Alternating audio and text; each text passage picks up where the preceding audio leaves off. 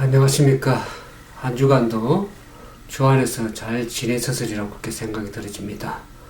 이제 날씨가 많이 따뜻해졌습니다. 봄이 참으로 가까움을 느끼게 됩니다.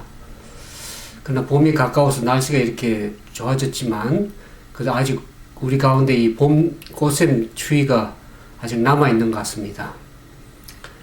여러분들 이 꽃샘 추위에 감기 조심하시고 또 건강에 유념하셔서 강건한 가운데 주님을 섬기면 좋겠습니다. 우리가 믿음 가운데 하나님을 믿고 신실히 살고 있지만은 그러나 아직도 우리 세상 가운데 여러 가지 사고와 재난이 참 많습니다. 그래서 우리가 주님을 붙들고 믿음으로 기도하는 가운데 신실하게 살아가면 소망과 확신 가운데 살면 반드시 주님께서 우리와 함께 하셔서 믿음으로 넉넉히 이기는 그러한 귀한 삶이 우리 모두의 삶이 되리라는 것을 확신합니다.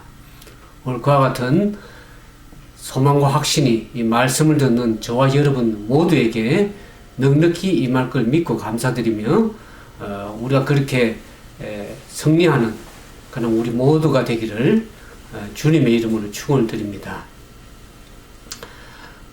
우리가 이제 느헤미야서를 계속 연구하고 있는데요.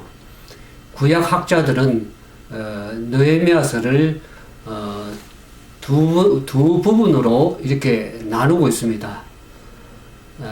그 첫째 부분을 느헤미야 1장에서부터 느헤미야 6장 14절까지를 구분하고 그 다음에 두 번째 부분은 6장 15절부터 마지막 장인 13장 31절까지를 두 부분으로 분류를 하고 있습니다.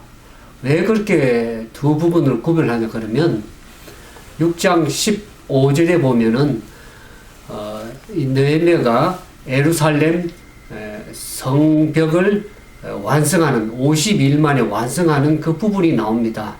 그래서 이 1장부터 6장 14절까지 보면 느헤미야의 주도하에 성벽 재건이 완성하는 그러한 모습이 나오고 6장 15절부터 13장 31절까지는 보면 느헤미야가 어떻게 개혁 조치를 했는가를 하는 그러한 두 부분으로 나눕니다. 그래서 그 중간에 성벽 공사가 완성되는 그 부분을 중심적으로 해서 두 부분으로 나누게 됩니다. 그러면서 오늘 우리가 이제 살펴보고자 하는 느헤미야 2장에 보면은 느헤미야 2장도 두 부분으로 나눌 수가 있습니다. 11절을 이제 중심으로 해서 1절부터 쭉 이렇게 11절까지 보면 느헤미야가 베르시아 수상궁에서 아닥사스다 왕에 서 있던 그 모습을 수상궁에 있는 모습을 보게 됩니다. 그 다음부터 11절에 보면은 느헤미야가 수상궁에서 이제는 예루살렘으로 돌아와서 그 성벽을 재건하기 직전에 있는 느헤미야의 모습을 우리가 보게 됩니다. 그래서 느헤미야도 2장도 두 부분으로 이렇게 구분해 볼 수가 있습니다. 근데 이 느헤미야는 여러분들이 잘 아시는 것처럼 어떤 제사장도 아니고 에스라처럼 율법학자도 아닙니다. 오늘날로 쉽게 말하면 평신도라고 할 수 있죠. 그리고 느헤미야는 우리가 쭉 살펴보는 것처럼 기도의 사람입니다. 우리가 성경에 보면 하나님의 훌륭한 주의 종들은 다 기도하는 사람이었던 것을 우리가 알게 됩니다. 우리가 느헤미야서를 쭉 살펴보면서 아는 것처럼 우리가 지난번 1장에서도 보는 것처럼 느헤미야는 어떻게 기도했습니까? 그의 아우가 예루살렘으로부터 돌아와서 예루살렘 형편을 얘기를 했죠. 성벽은 무너지고 백성들은 환난을 당하고 성은 소화되고 성문은 소화됐다는 얘기를 들었습니다. 그러면서 그가 마음에 부담을 느끼기 시작했습니다. 자기의 동족과 나라를 위해서 기도하기 시작했죠. 기도하면서 그는 그 동족들의 어려움을 생각하면서 참으로 마음 가운데 부담을 느끼고 눈물로서 기도한 것을 보게 됩니다. 그러면서 그가 마음에 부담을 느끼기 시작했습니다. 자기의 동족과 나라를 위해서 기도하기 시작했죠. 기도하면서 그는 그 동족들의 어려움을 생각하면서 참으로 마음 가운데 부담을 느끼고 눈물로서 기도한 것을 보게 됩니다. 눈물로서 기도할 뿐만 아니라 금식하면서 기도하는 모습을 보게 되죠. 그러면서 주야로 기도하는 모습을 보게 됩니다.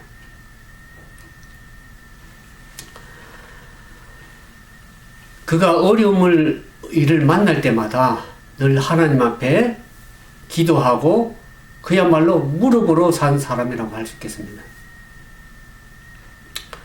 그래서 오늘 우리가 살펴보고자 하는 느헤미야 2장을 통해서 우리가 배울 수 있는 교훈 가운데 그 첫 번째는 이 느헤미야는 기도하면서 기다렸다는 것을 보게 됩니다. 우리가 지난번 살펴본 것처럼 느헤미야 1장 1절에 보면 이와 같이 자기 아우 하나니엘로부터 예루살렘의 소식을 듣고 기도하기 시작한 것이 아닥사스당 제20년 기슬러울이라 그랬습니다. 그러면서 2장의 1절에 보면 그가 이제 아닥사스의 왕 앞에 말씀을 드리고 예루살렘으로 돌아가도록 허락을 받은 그 기간을 보면 그때가 20년 니산월이라고 그랬습니다. 그러니까 지난번 말씀드린 것처럼 근 4개월 동안 긴 기간 동안 하나님 앞에 기도하는 모습을 보게 됩니다. 그가 그렇게 마음에 부담을 느끼고 하나님 앞에 기도를 했지만은 아무런 응답이 없었습니다. 어떤 기도에 대한 어떠한 일도 일어나지 않은 것을 보게 됩니다. 그렇지만 그가 어떻습니까? 그럼에도 불구하고 느헤미야는 기도하면서 하나님의 때를 기다렸던 것을 보게 됩니다. 이처럼 그가 이 기도하면서 인내하면서 기다릴 수 있었던 이유가 어디에 있었을까? 우리가 느헤미야 1장 1절에 보면 이 느헤미야의 아버지 이름이 나옵니다. 그 느헤미야의 아버지 이름이 하가라는 이름이 나오죠. 이거는 느헤미야에만 나오는 이름입니다. 그 아버지 이름이 느헤미야만 나오는데 그런 걸 보면은 그 아버지 하가라는 그런 훌륭한 인물이거나 높은 신분이 아닌 것을 우리가 알 수가 있습니다. 그렇지만 이 하가라의 이름의 뜻이 뭐냐 그러면 주님을 기다리라 그런 뜻입니다. 그 아버지의 영향을 받아서 느헤미야도 기도하면서 인내하면서 기다릴 수 있는 그러한 사람이 된 것을 우리가 알게 됩니다. 성경에 나오는 위대한 주의 종들의 삶을 보면은 이 느헤미야처럼 그들도 기도하면서 어떻게 합니까? 기다릴 줄 아는 사람들이었습니다. 노아는 어떻습니까? 노아는 방주를 짓고 120년 동안 기다렸습니다. 아브라함은 25년 동안 하나님의 약속을 받았지만 25년 동안 기도한 이후에 기다린 이후에 아들을 허락을 받았습니다. 이삭과 리브가는 어떻습니까? 자식을 얻기 위해서 20년 동안이나 기다리면서 기도한 결과 20년 후에야 아들을 그 기도를 응답을 받은 것을 보게 됩니다. 요셉은 어떻습니까? 요셉은 그 꿈이 이루어지기까지 17년 동안 인내하면서 기다렸습니다. 다윗은 어떻습니까? 다윗은 수십 년 동안 하나님 뜻이 이루어지기까지 참고 인내하면서 기다렸던 것을 보게 됩니다. 그리고 시편 130편 5절에서 6절에 보면 다윗이 이렇게 얘기하죠. 시편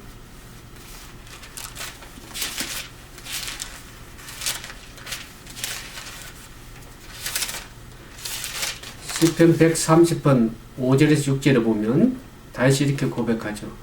나 곧 내 영혼이 여호와를 기다리며 내가 그 말씀을 바라는도다. 파수꾼이 아침을 기다림보다 내 영혼이 주를 더 기다리니 참으로 파수꾼의 아침을 기다림보다 더하도다. 그렇게 했습니다. 하나님의 뜻이 이루어지기까지 인내하면서 기도하면서 참고 기다리는 모습을 보게 됩니다. 이와 같이 주의 종들은 비록 하나님의 뜻이 더디 이루어진다 할지라도 믿음을 가지고 인내하면서 기다리는 사람들이었던 것을 우리가 알게 됩니다. 우리가 누가복음 18장 1절에 보면 주님께서 그렇게 얘기하죠. 항상 기도하고 낙심하지 말아야 될 것을 누가복음 18장 얘기를 하고 있습니다. 그러면서 누가복음 18장 7절에 보면 하물며 하나님께서 그 밤낮 부르짖는 택하신 자들의 원한을 풀어주지 아니하시겠느냐, 그들에게 오래 참으시겠느냐고 말씀하고 있죠. 우리가 계속 낙심하지 말고 포기하지 말고 인내하면서 왜 기다려야 합니까? 하나님이 하신 말씀은, 하나님의 약속은, 하나님의 뜻은 분명하게 이루어지기 때문에 우리가 인내하면서 기다릴 필요가 있는 것이죠.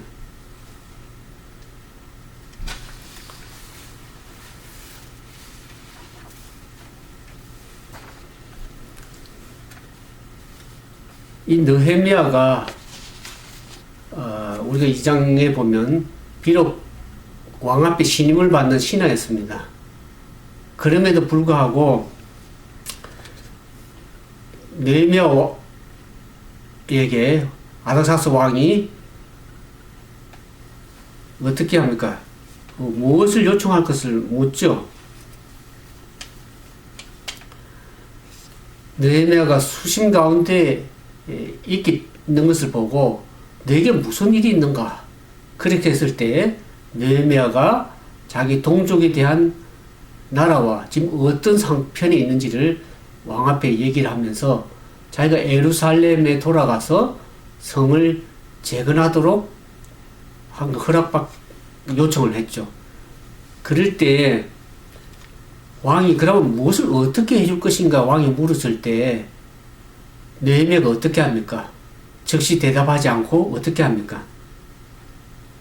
하나님 앞에 기도했다 그랬습니다. 묵도하고, 묵도했다 이 말은 히브리에 보면 히트파렐이라는 그런 말인데 하나님께 기도했다 그런 뜻입니다. 자기가 비록 왕이 어떤 무엇을 해줄까 물었지만은 그가 즉시 대답을 하지 않고 하나님께 왜 기도했습니까? 자기가 지금 어떤 말을 어떻게 함에 따라서 왕의 마음을 감동시킬 수도 있고 요청한 것이 거절될 수도 있습니다. 아주 중요한 시기에 있었기 때문에 하나님께서 왕의 마음을 움직이시고 열어주셔서 하고자 하는 그 모든 일들이 주께서 도와주셔서 이루어지기를 하나님께 간절히 기도하는 가운데에 그 말씀을 한 것을 우리가 이해하게 됩니다. 그래서 그 결과가 어땠습니까? 그가 요구한 건 모든 것을 이루어질 뿐만 아니라 마음에 원하는 것까지 다 얻을 수 있었다고 하는 것을 우리가 성경 가운데서 보게 됩니다.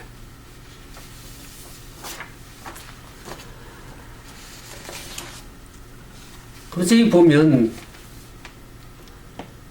우리가 이 느헤미야서 2장을 보면서 우리가 배울 수 있는 교훈 두 번째는 보면은 느헤미야는 이렇게 하나님 앞에 늘 기도하는 삶을 살았을 뿐만 아니라 치밀한 어떤 계획을 세웠다는 것을 우리가 알게 됩니다. 느헤미야가 드디어 4개월 만에 왕 앞에, 아닥사스다 왕 앞에 말씀을 드릴 수 있는 절호의 기회가 왔습니다. 그러면서 느헤미야가 왕 앞에 말씀을 드릴 때 6절에 보면 왕후도 그 자리 옆에 있었다 그랬습니다.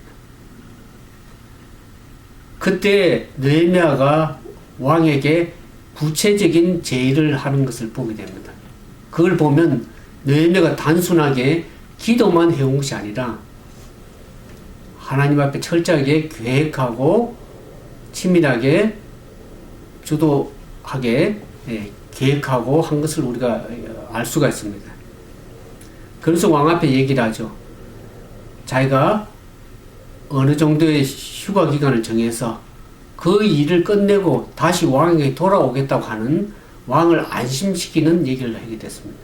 그러면서 자기가 그 지방의 도를 통과할 수 있도록 통행권을, 조서를 내리도록 했을 뿐만 아니라 그 예루살렘에 돌아가서 성벽을 잘 재건할 수 있도록 재료들을 요청을 했죠. 그때 왕께서 허락을 한 것을 알 수 있습니다. 느헤미야가 이렇게 기도의 사람이었지만 기도만 한 것이 아니라 치밀하게 계획을 세워서 기도해왔던 것을 우리가 보게 되죠. 우리가 성경의 히브리서에 보는 것처럼 믿음은 바라는 것들의 실상이요 보지 못하는 것들의 증거라 그랬습니다. 하나님께서 분명히 이루어 주실 것을 믿고 기도했던 것을 믿고 기도하면서 그냥 기도만 한 것이 아니라 잘 준비하고 계획하는 가운데 기도했다는 것을 우리가 이해할 그런 것을 배울 필요가 있습니다. 이와 같이 느헤미야가 기도하면서 잘 준비하고 계획하고 최선을 다했더니 어떻게 했습니까? 2장 8절에 보니까 내 하나님의 선한 손이 나를 도우심으로 왕이 허락하고 그렇게 얘기합니다. 우리가 하나님께 늘 기도하고 잘 계획하고 준비해서 믿고 하나님을 확신하는 가운데 하게 되면 하나님께서 도우셔서 분명히 그 일을 이룰 것이라는 그런 믿음이 우리 가운데 필요합니다. 그러면서 9절에 보니까 군대 장관과 마병을 보내어 나와 함께 하겠다 그랬습니다. 하나님께서 우리가 미처 생각지 못하고 구하지 못한 것까지 이루어 주시는 참으로 좋으신 하나님인 것을 우리가 알게 됩니다. 그러면서 10절에 보니까 어떻게 기록이 되는 2장 10절 거기 보면 이렇게 느헤미야 2장 10절에 보니까 호론 사람 산발락과 종되었던 암몬 사람 도비야가 이스라엘 자손을 흥왕케 하려는 사람이 왔다 함을 듣고 심히 근심하더라 그랬습니다. 하나님께 늘 의지하고 무릎을 꿇고 기도하는 사람들은 세상이 감당을 할 수가 없습니다.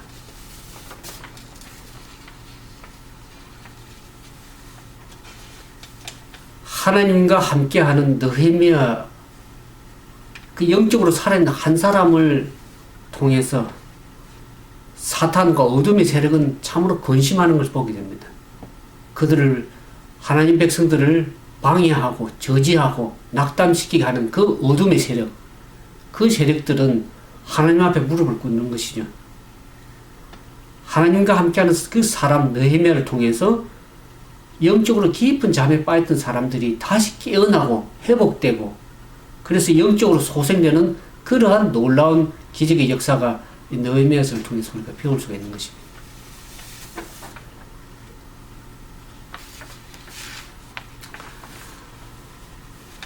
오늘 우리는 이 미래학자들이나 사회학자들로부터 이구동성을 외치는 참으로 미래에 대한 얘기들을 많이 듣습니다. 그 같은 이야기들을 들으면서 우리는 미래에 대해서 염려도 하기도 하지만 또 기대도 합니다. 그러면서 희망도 갖기도 하지만 참으로 염려되는 일을 많이 생각하게 됩니다. 그러면서 그런데 우리가 여기서 유의할 점은 장래를 예고하는 것도 중요하지만 그보다 훨씬 더 중요한 것은 우리의 장래, 미래를 만들어가는 것이라는 것입니다.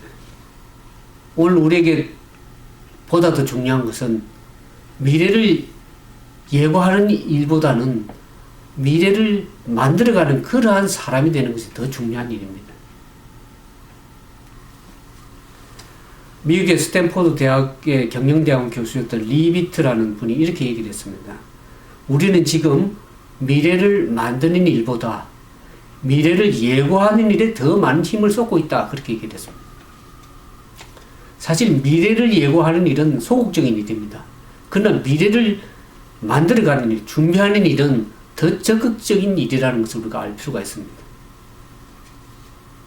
미래를 예고하는 일은 어떤 일이 앞으로 무슨 일이 불가피하게 일어날 것이라는 것을 단지 설명하러 가는 시대에 불과하지만은 그에 비해서 미래를 만들어가는 일이라는 것은 우리가 기대하는 그 변화가 이루어질 수 있도록 오늘부터 우리가 그것을 적극적으로 씨를 뿌리면서 갖고 나가는 그런 시도라는 것을 우리가 알 필요가 있습니다. 오늘 제가 말씀을 듣는 저와 여러분이 미래를 만들어가는 그런 신실한 우리 모두가 되기를 주님의 이름으로 축원을 드립니다. 그러면 이 미래를 만들어가는 사람들의 특징이 오늘 이 느헤미야서 2장에 보면 우리가 좀 살펴볼 수가 있습니다. 이 미래를 만들어서 하는 특징 가운데 그 첫 번째가 보면은 거룩한 부담을 통하여 비전을 갖는 사람이라는 것을 알게 됩니다. 이 느헤미야가 그의 아우 하나니로부터 그 예루살렘 성이 회파되고 환난을 당하는 그 백성들의 얘기를 들으면서 그에게 마음에 부담이 느껴졌습니다.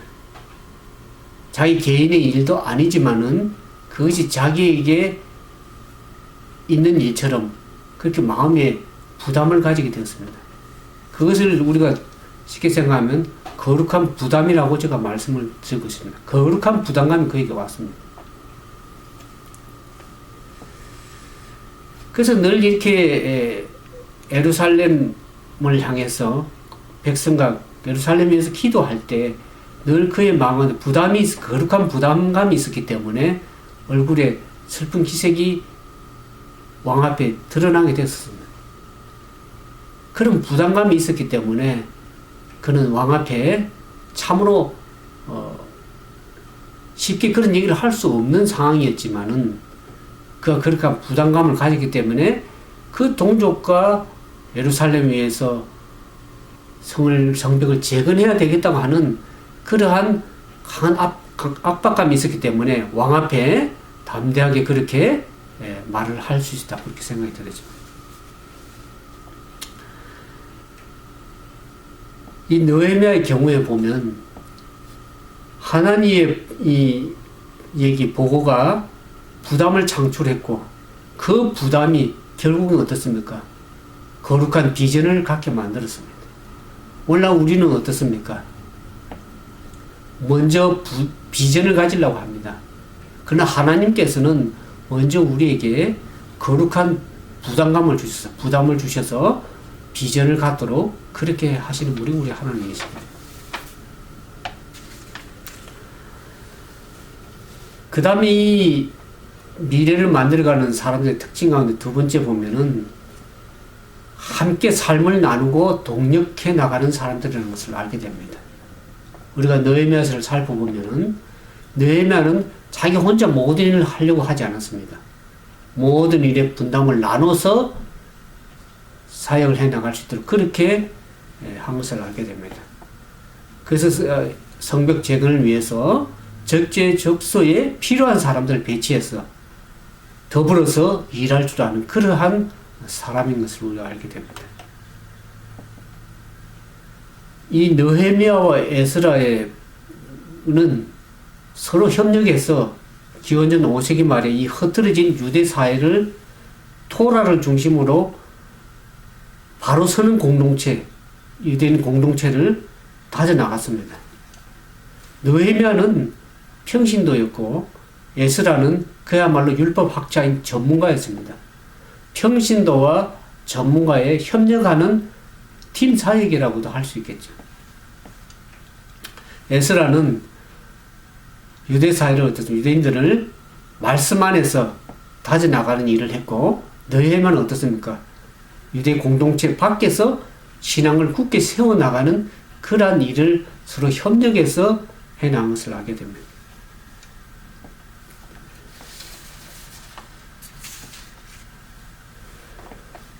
그러면서 우리가 이 느헤미야 16장에도 보는 것처럼 15절에 보는 것처럼 성벽을 1년 이상 오랜 걸려야 될 일을 52일 만에 완성을 할 수 있다는 것은 결국 느헤미야가 이스라엘 백성들을 촉진했었습니까? 서로 협력해서 팀워크로서 협력해서 그 일을 잘 해 나갈 수 있도록 리드한 결과라는 것을 우리가 알게 됩니다. 이 세 번째로 미래를 만드는 사람 특징 가운데 세 번째 보면 기도로 모든 일을 맞서가면서 소망과 확신 가운데 살아갔던 사람들인 것을 알게 됩니다. 이 느헤미야는 기도의 사람이었지만 행정이나 사회개혁 운동을 하기 이전에 먼저 기도하는 사람이었고 하나님 앞에 겸손하게 무릎을 꿇을 줄 아는 그러한 사람인 것을 알게 됩니다.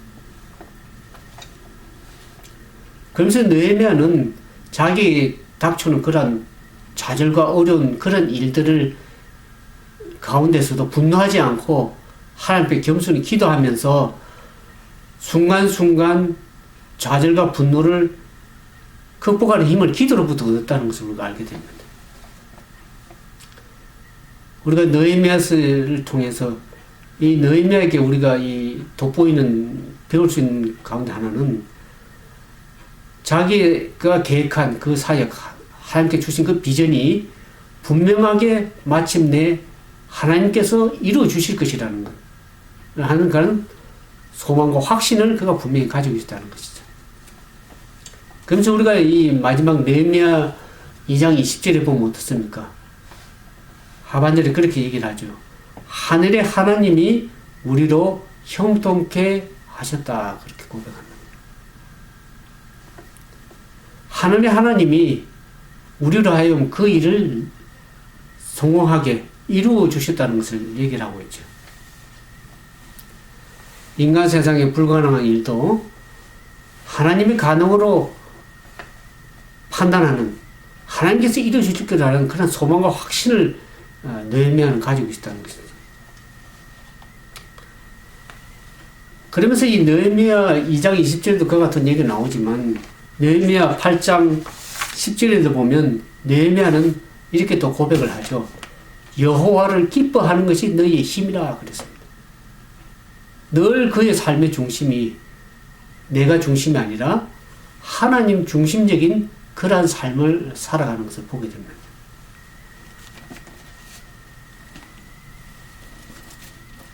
그러면서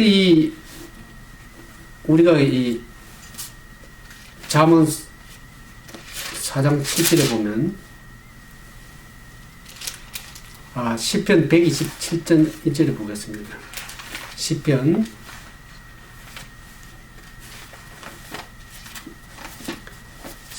127편 1절에서 2절.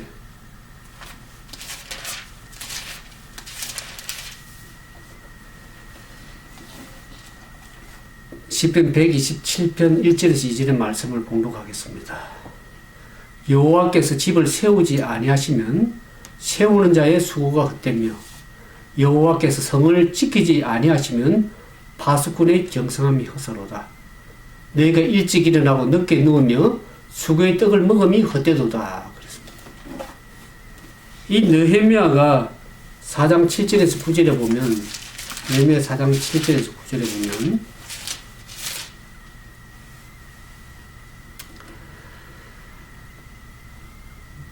파수꾼을 두어서 주야로 방비했다. 그렇게 나옵니다. 그러면서 9절에 우리가 우리 하나님께 기도하며 저희로 인하여 파수꾼을 두어 주야로 방비했다. 그래서 우리가 아무리 파수꾼을 두어서 주야로 느헤미야가 경비하더라도 하나님께서 지켜주시지 아니하면 모든 것이 허사가 될 수 있습니다. 우리가 조금 전에 읽었던 시편 127편 1절에서 2절의 말씀처럼 여호와께서 집을 세워주지 아니하시고 여호와께서 성을 지키지 아니하시면 우리의 노력으로만 하는 것은 한계점이 있습니다. 우리는 많은 문제점에 노출되어 있고 상황을 만나게 되어 있습니다. 우리가 어찌할 수 없이 하나님 앞에 기도해야 될 일들이 얼마나 많은지 알 필요 없습니다. 오늘 느헤미야가 하나님께 기도하면서 소망 가운데 확신 가운데 주님을 의지하면서 살아갔던 그 삶이 되었기 때문에 하나님께서는 그의 수고를 돌아보시고 어떻습니까? 하나님께서 모든 것을 이루어 주셨다는 하나님께 영광을 돌리는 그런 귀한 삶이 될 수가 있습니다. 오늘 말씀을 듣는 저와 여러분이 하나님만을 의지하는 가운데 하나님께서 우리를 지키시고 인도하시고 우리가 하는 모든 일을 이루어질 것을 믿고 소망을 확신 가운데 살아감으로 그 모든 일 주 안에서 형통한 삶이 되기를 바라면서 그와 같은 삶이 저와 여러분의 삶이 되기를 주님을 축원드리면서 말씀을 마치도록 하겠습니다. 함께 기도하겠습니다. 감사하신 고마우신 저희들 아버지 하나님, 우리의 삶에 늘 여러 가지 어려움과 시련과 좌절과 낙담을 만나게 되지만 오늘 주님을 믿는 소망 가운데 기도하면서 확신 가운데 주님을 의지하기를 원합니다. 늘 우리에게 소망을 주시고 믿음을 주시는 좋으신 아버지 하나님, 그 안에서 우리가 믿음을 가지고 기도하는 가운데 신실히 살아가길 원합니다. 오늘 레미앗을 통해서 우리가 어떠한 삶을 살아야 될지를 다시 한번 배우게 됩니다. 겸손히 우리 자신을 내려놓고 나 중심이 아닌 하나님의 중심의 삶을 우리 모두 삶으로 주님과 동행하는 거룩한 믿음 가운데 승리해 나가는 우리 모두가 될 수 있도록 주께서 은혜를 더해 주시옵기만을 바라올 때 우리를 죄 가운데서 구원하여 주신 우리 구주 예수님 이름으로 간절히 감사하며 기도드리옵나이다. 아멘.